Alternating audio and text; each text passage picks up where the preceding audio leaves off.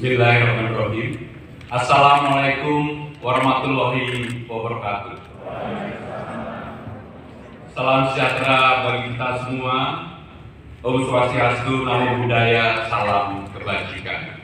Yang sungguh saya hormati Wakil Gubernur Jakarta, Bapak Rano Karno, Ketua DPRD Provinsi DKI Jakarta, Bapak Dr. Andes Haji Khairuddin, dan juga Wakil Ketua Ibu Imam Mahdia, Ibu Hajarani Mauliani, mohon maaf kalau masih salah-salah, Bapak Bibi Andriano dan Bapak Brasif Bajo, serta para anggota Dewan DPRD Jakarta yang sungguh para tokoh-tokoh yang hadir beberapa gubernur. Saya mendapatkan kehormatan dihadiri oleh Bang Yos, Bang Foke, Pak Ahok, Mas Anies, Pak Tony, dan juga anggota DPR RI hadir, ada Pak Aryo Bimo dan Pak Azdi. Bapak Ibu saudara sekalian juga hadir Bapak Dailami Firdaus, dan yang paling penting juga hadir mewakili Bapak Menteri Dalam Negeri, yaitu Profesor Muklis Hamdi. Bapak Ibu dan saudara-saudara sekalian, yang pertama saya ingin mengucapkan sungguh terima kasih atas kesempatan yang diberikan kepada saya untuk menyampaikan sambutan Gubernur Jakarta yang telah dilantik tadi oleh Bapak Presiden bersama dengan Wakil Gubernur. Bapak Ibu dan saudara-saudara sekalian, yang pertama puji syukur kehadirat Allah Subhanahu wa Ta'ala, Tuhan Yang Maha Esa, atas segala rahmat, ridho, dan inayahnya. Pada hari ini saya dan Pak Bandul, Pak Rano Karno diberikan kesempatan untuk menyampaikan sambutan Gubernur Daerah Khusus Ibu Kota Jakarta masa jabatan 2025-2030.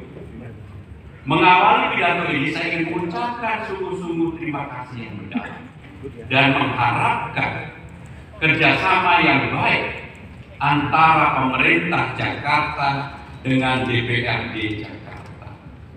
Kalau Jakarta mau maju, maka kerjasama itu dilakukan dengan baik, dengan tulus, bersama-sama untuk memajukan. Memimpin Jakarta bagi saya dan Bang Dul adalah sebuah amanah. Saya jujur tidak pernah membayangkan menjadi gubernur Jakarta. Bahkan ini pertama kali saya hadir di ruang ini. Masuk balai kota baru 2 kali. Walaupun menjadi pejabat sudah 25 tahun, tidak pernah terbayangkan dari diri saya untuk menjadi gubernur Jakarta. Saya berterima kasih kepada saudara-saudara sekalian yang memberikan kesempatan kepada saya untuk menyampaikan pidato ini. Saya akan menyampaikan dengan lugas apa-apa yang akan kami kerjakan, tentunya bersama-sama dengan saudara-saudara sekalian. Tidak mungkin dikerjakan sendiri oleh gubernur, wakil gubernur, atau pemerintah Jakarta. Harus bersama-sama dengan DPRD Jakarta. Pimpinan dan para anggota dewan yang terhormat, Jakarta pada saat ini memasuki tahapan fase baru.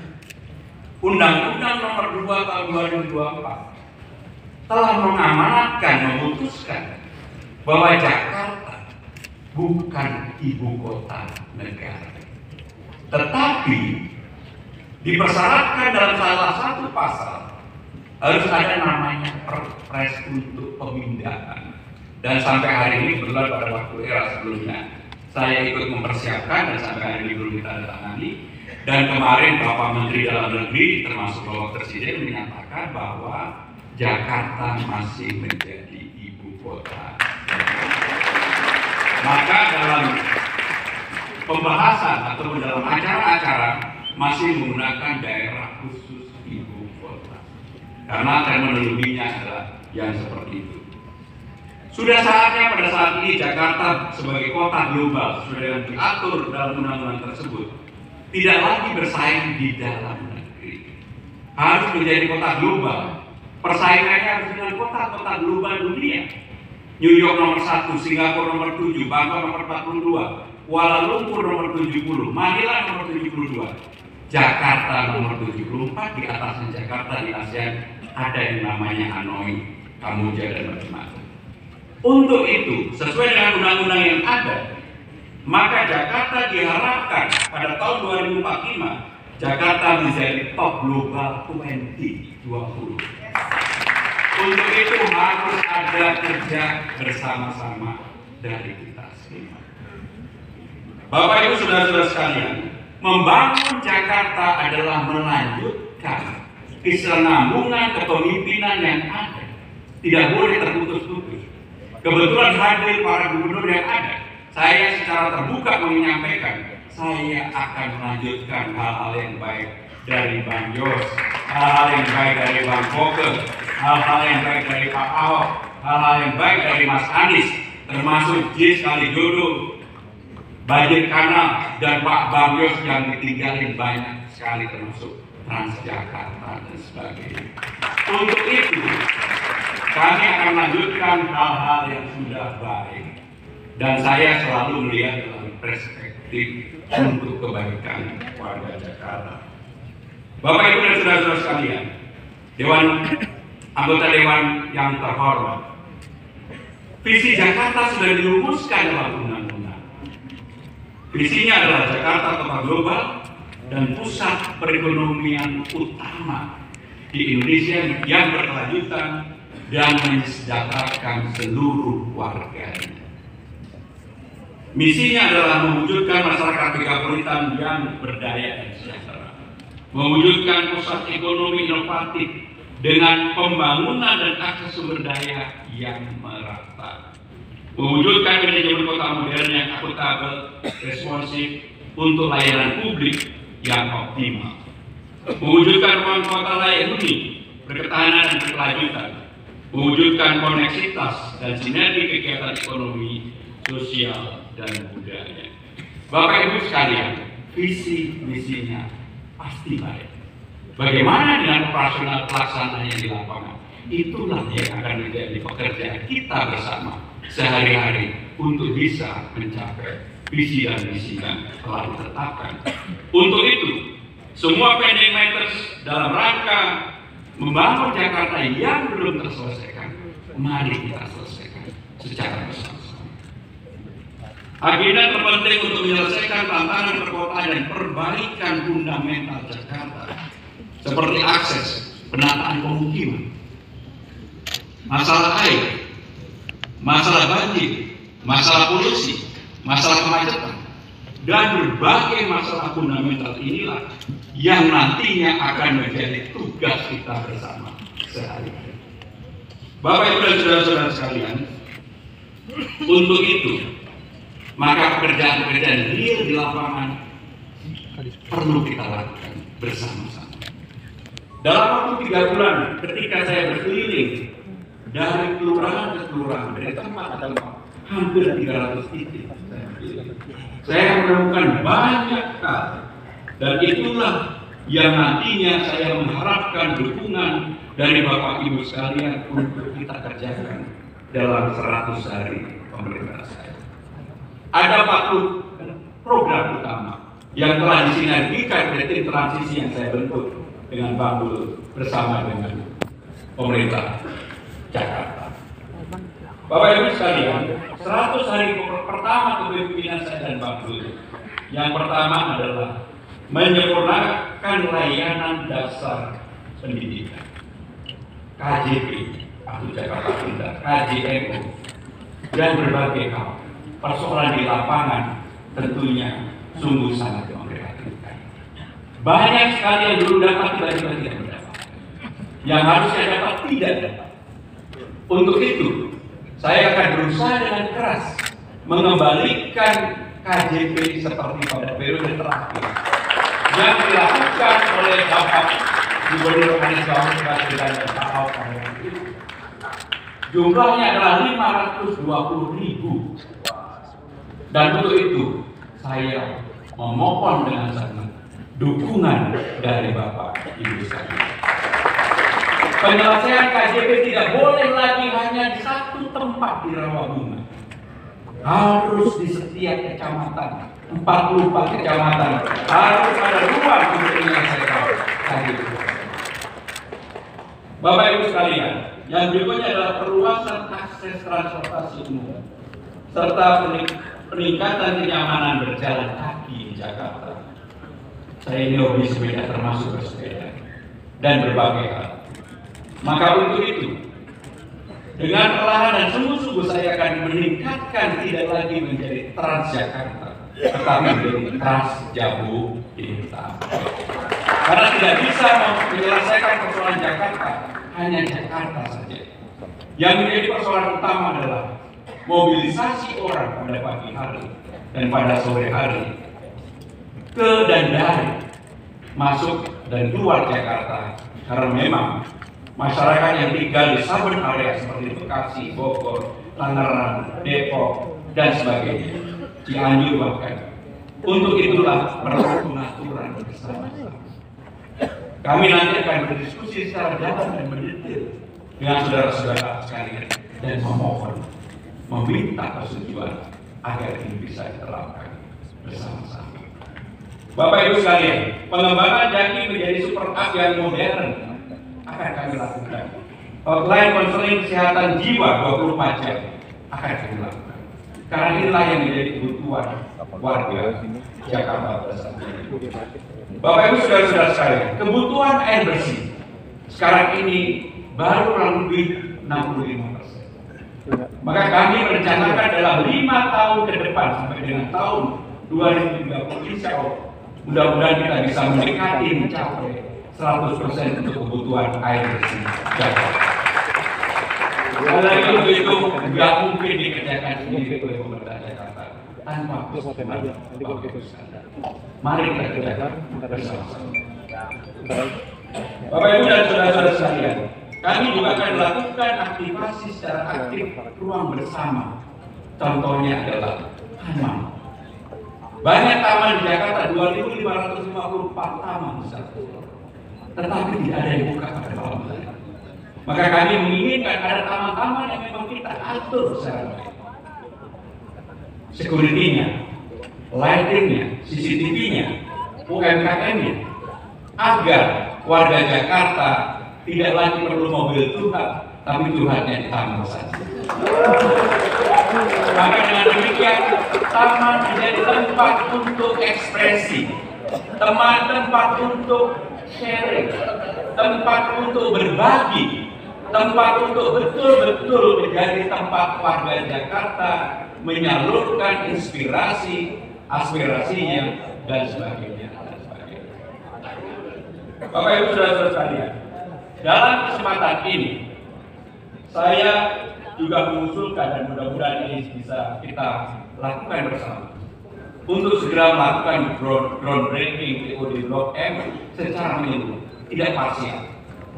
Maka apa yang menjadi tanggung jawab pemerintah Jakarta tidak boleh setengah-setengah. Termasuk di dalamnya adalah TOD Budaya yang akan dikembangkan menjadi kawasan perekonomian berbasis komunitas dan heritage. Termasuk ke depannya kami akan melaporkan secara komprehensif kerjasama dengan kementerian terkait BUMN dan pariwisata kepada Bapak Presiden untuk mengembangkan kota tua. Karena itulah yang menjadi tempat heritage baru bagi Jakarta, tetapi pengembangannya tidak boleh salah dari awal. Bapak Ibu saudara sekalian, yang berikutnya yang akan kami lakukan adalah membuat yang namanya job fair di setiap kecamatan. Karena itulah yang menjadi problem serius di Jakarta saat ini adalah masalah lapangan kerja. Saya termasuk akan merubah peraturan gubernur untuk PPS, pasukan Polres, yang sekarang syaratnya SLTK saya akan berubah menjadi SD cukup yang penting. Karena yang dibutuhkan adalah orang yang mau bekerja keras, bukan yang berijazah terlalu tinggi. Untuk itu kami akan lakukan dan kami ini sekaligus melaporkan kepada anggota Dewan yang terhormat. Ketua, Wakil Ketua, dan anggota yang kami hormati, persoalan banjir masih menjadi persoalan yang serius bagi kita semua. Malam Imlek yang lalu, ketika debitnya lebih dari 100, bahkan 150, kita mengalami banjir yang cukup lama. Untuk itu, kontinuitas pelaksanaan program yang dulu dilakukan oleh eranya Bang Yos, Bang Koke, Pak Ahok, Mas Anies, apakah itu sumur resapan atau kanalisasi ataupun melakukan pengerukan kepada sungai-sungai yang mengalami pendangkalan, akan ada. Karena tidak bisa kerja parsial hanya menunggu ketika hujan datang. Bapak Ibu dan Saudara sekalian, salah satu persoalan yang serius Jakarta adalah masalah lingkungan. Apapun rorotan sudah harusnya bisa diresmikan oleh pemerintah. Saya akan mengusulkan diresmikan oleh Bapak Presiden. Karena ini pertama kali RDF yang ada di Indonesia yang kapasitasnya sebagai nomor 1 di dunia. Untuk itu saya akan mengusulkan untuk diresmikan Bapak Presiden. Mudah-mudahan setelah uji coba sampai dengan bulan April, ketika sekarang masih ada komplain mengenai bau, mudah-mudahan bisa dikurangi dan sebagainya. Nanti akan kita kerjakan bersama-sama. Bapak Ibu dan Saudara sekalian, sebentar lagi kita akan menghadapi Idul Ramadan. Persoalan klasik yang ada untuk menyambut Ramadan dan Idul Fitri adalah masalah ketersediaan bahan makanan pokok, masalah inflasi, dan tentunya nanti masalah mudik lebaran. Kami akan persiapkan secara sungguh-sungguh dari awal dan pemerintah Jakarta untuk terlibat dengan demikian. Di bidang olahraga secara khusus, kebetulan saya ini memang hobi olahraga, saya akan sungguh-sungguh untuk memajukan Jakarta. Karena Jakarta dari dulu adalah barometernya olahraga. Bahkan saya bermimpi Jakarta ini lebih Persija. Supaya kalau ada iklan-iklan tidak perlulah yang public figure, cukup aja di Rido, Ferrari, Witan dan sebagainya. Bapak Ibu saudara sekalian, termasuk hal yang berkaitan dengan kebudayaan Betawi. Undang-Undang Nomor 2 Tahun 2024 telah mengatur budaya utama di Jakarta karena bukan lagi sebagai ibu kota negara. Budayanya adalah budaya Betawi. Untuk itu, kami akan memberikan warna agar budaya Betawinya menjadi nampak. Satu-satunya kota terbesar di Republik ini yang tidak mempunyai identitas kebudayaan kedaerahan karena sebelumnya sebagai ibu kota negara adalah Jakarta. Pintu gerbangnya nanti kita perlombakan membatasi antar kecamatan, antar kota dengan ornamen Betawi.